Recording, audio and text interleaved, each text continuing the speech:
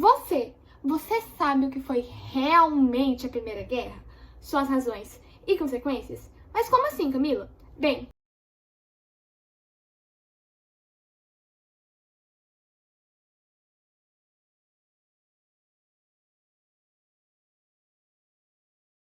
YouTube, eu criei essa conta como uma extensão da minha conta do Instagram para poder falar de assuntos mais longos. E como eu tinha dito antes, o vídeo de hoje é sobre a Primeira Guerra e ele vai ser dividido em 3 partes: os antecedentes, a Grande Guerra e o pós-guerra. Então, sem mais delongas, vamos começar! Existiram 3 principais antecedentes do conflito: a Segunda Revolução Industrial, o imperialismo e o nacionalismo. A Segunda Revolução Industrial teve início em 1840, com foco lá na Europa, na França e na Prússia. Nela, houve um maior desenvolvimento da indústria química, elétrica, como, por exemplo, a criação de lâmpadas, TV, etc. Da indústria bélica, que vocês vão entender melhor quando eu falar um pouquinho de corrida armamentista, e da automobilística. Essa nova fase no capitalismo gerou uma maior necessidade por matéria-prima abundante, mão de obra barata e também um grande mercado consumidor. E todos esses fatores foram encontrados, sabe onde? Na Ásia e na África. E isso nos leva ao nosso segundo ponto, que é o imperialismo. Também chamado de neocolonialismo, esse novo contexto fez com que as grandes potências fossem procurar por regiões próximas para desenvolver as suas indústrias, gerando antagonismos entre elas. Por exemplo, lá na África, a França e a Inglaterra, quando teve o Tratado de Berlim, elas conseguiram adquirir muito mais territórios do que a Alemanha, criando uma tensão entre elas. Além disso, os povos colonizados eles sofriam muito nas mãos dos colonizadores, resultando em várias rebeliões, como a revolta dos Cipaios lá na Índia, a Guerra do Ópio e também o levante dos Boxers lá na China. Esses dois foram lá na China e ambos foram causados pelo imperialismo inglês na região. Todos esses fatores de questões territoriais, como por exemplo a tomada de Alsácia-Lorena, território francês, pelos alemães, que gerou o revanchismo francês, questões econômicas como a corrida armamentista alimentada pela Segunda Revolução Industrial, que levou à criação de armas cada vez mais letais e inovadoras, que foram muito importantes na Primeira Guerra, e também o nacionalismo exacerbado criou antagonismos e alianças entre as nações.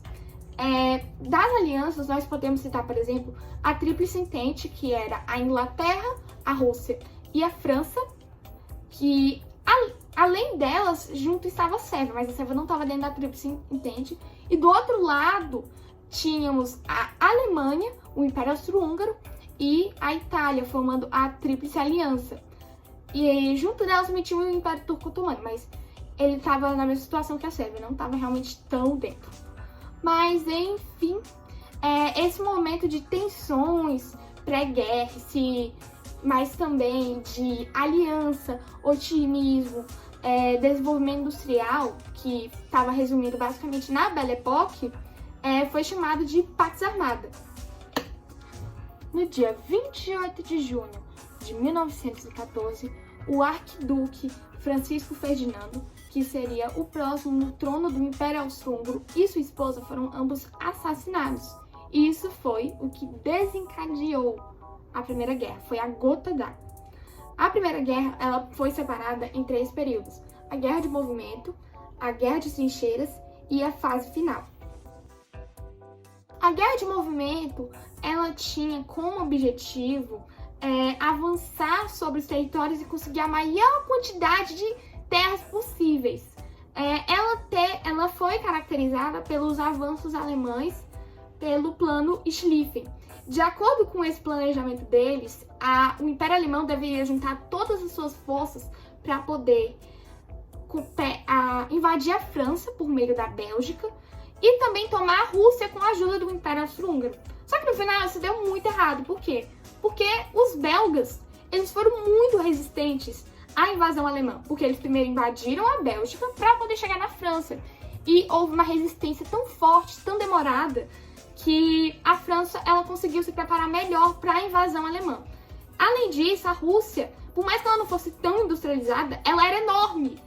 É enorme. A Rússia é o maior país. Então, o Império Austro-Húngaro, ele não tinha todo esse poder para poder invadir a Rússia. Então, a Alemanha, ela teve que separar parte do seu poder bélico para dar para o Império Austro-Húngaro, o que enfraqueceu ela. Depois dessas invasões fracassadas, se iniciou o período de guerra de trincheiras, onde os homens saíram da terra e foram para o subsolo. Esse período tinha como objetivo manter os territórios já adquiridos. Então, eles se mantinham em valas cavadas, e nessas valas muitas vezes não, sempre assim, elas tinham condições bem precárias, tanto que havia uma grande proliferação de doenças, além de água e comida escassa. Além disso, soldados estavam muito mais propícios a ataques de armas cada vez mais letais criadas na corrida armamentista, como, por exemplo, as armas químicas, tipo gás cloro, gás mostarda, e elas acabavam dizimando milhares de homens de uma vez só. Durante todos esses anos de guerra, houve uma mundialização do conflito, e ele chegou, obviamente, nos Estados Unidos. A princípio, ele se manteve neutro, e eu falo entre aspas, porque ele foi mandando suporte para a Tríplice Entente. Só que em um dos navios que ele foi mandando ajuda, ele foi bombardeado pelos alemães, e vários navios americanos começaram a ser bombardeados, e isso enfureceu muito os Estados Unidos, que levou a ele declarar guerra à Alemanha e agora sim apoiar oficialmente a Tríplice Entente. Essa entrada dos Estados Unidos na guerra iniciou, enfim, a fase final. E os Estados Unidos serviu, de grandíssimo apoio para a Tríplice Entente, porque ela já estava praticamente acabada com tudo que tinha acontecido nos anos anteriores, porque os Estados Unidos só entrou em 1917. Já tinham se passado 3 anos de guerra. E aí, a Tríplice Entente conseguiu se reerguer com essa ajuda externa. Mas, em 1918, um dos membros dela, a Rússia, ela assinou com o Império Alemão o Tratado de Brest-Litovsk, que tirava ela oficialmente da guerra. Isso por influência da Revolução Russa que estava acontecendo na época. Um tempo depois, no mesmo ano, houve uma revolução socialista na Alemanha. E isso fez com que o rei do Império Alemão, o Guilherme II, ele abdicasse do poder.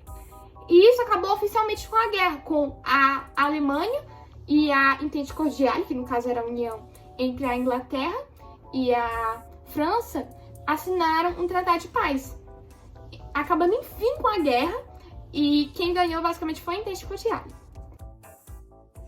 E finalmente nós chegamos ao nosso pós-guerra, finalmente tudo acabou.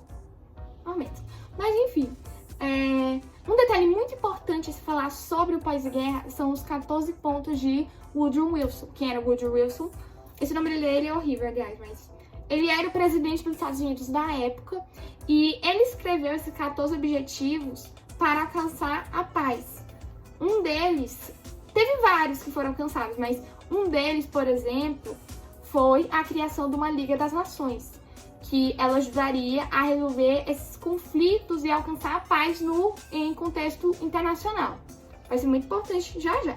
Esse período foi iniciado pelo Tratado de Versalhes, lá na Conferência de Paris, e ele determinava todas as penalidades que a Alemanha teria, em forma de cláusulas. Existiram as cláusulas territoriais, que retiraram todos os territórios que a Alemanha tinha obtido por meio de invasões na guerra, e as suas colônias já definidas ao redor do mundo. Também existiram as cláusulas militares, a fim de desmilitarizar a Alemanha, reduzindo seu exército e armamentos. E a pior de todas, as cláusulas moral e financeira, que determinavam uma multa enorme para a Alemanha, para ela poder pagar por tudo que ela fez, por tudo que ela causou, todos os danos. Isso gerou uma crise econômica por lá e criou o sentimento de revanchismo alemão, que ia ser o precursor para o que iria se expressar melhor ainda na Segunda Guerra. Além disso, houveram outras mudanças no mundo todo, como, por exemplo, o desmembramento do Império Austro-Húngaro, que agora se tornou a Iugoslávia, e o desmembramento também do Turco Otomano pela Liga das Nações em vários territórios. Só que um desses territórios foi a Palestina, e a Palestina era habitada pelos árabes. Só que existiam também os judeus sionistas, que no caso, o que são os judeus sionistas? São aqueles judeus com essa questão do Estado-nação, eles necessitavam ter um Estado que os representasse. E isso era nada mais nada menos na região da Palestina. Por quê? Porque eles diziam que lá seria a Terra Santa. E isso foi gerando atrito entre esses dois povos. Atrito.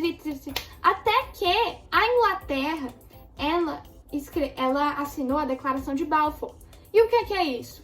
Era uma declaração que dizia que ela apoiava a ocupação da Palestina pelos judeus. E isso sim que piorou tudo, porque os judeus começaram a migrar muito para lá e isso gerou um embate direto entre judeus e árabes. E por fim, nós temos alguns efeitos secundários da Primeira Guerra. Por exemplo, no Brasil, ele conseguiu desenvolver muito melhor a sua indústria nacional por necessidade, já que não tínhamos um mercado externo onde ele poderia ficar importando produtos. Isso levou a, por exemplo, outras consequências, como, por exemplo, a greve de 1917, impulsionada pelo imposto pró-pátria, que financiava a Itália lá na guerra. E também nós tivemos uma melhora dos direitos para as mulheres, porque elas começaram a trabalhar nas indústrias durante a guerra enquanto os homens estavam ausentes. E isso fez com que elas ganhassem uma maior valorização política. O sufrágio feminino, ele cresceu e ainda por cima elas começaram a ter mais liberdade nas suas escolhas. Claro que depois que acabou a guerra, voltou um pouco como estava antes, mas isso já foi um grande avanço para a época. E é isso, gente, esse foi tudo sobre a Primeira Guerra que eu tinha escrito aqui, ó. Eu até mandei pro meu tablet para poder ficar checando de vez em quando. Mas, enfim, eu espero que vocês tenham gostado, espero que vocês tenham aprendido também. Não basta ter só gostado, precisa aprender. E boa prova para nós do Barretanos, que vamos fazer próxima semana. Eu espero que todo mundo tire a nota boa. E é isso, beijo!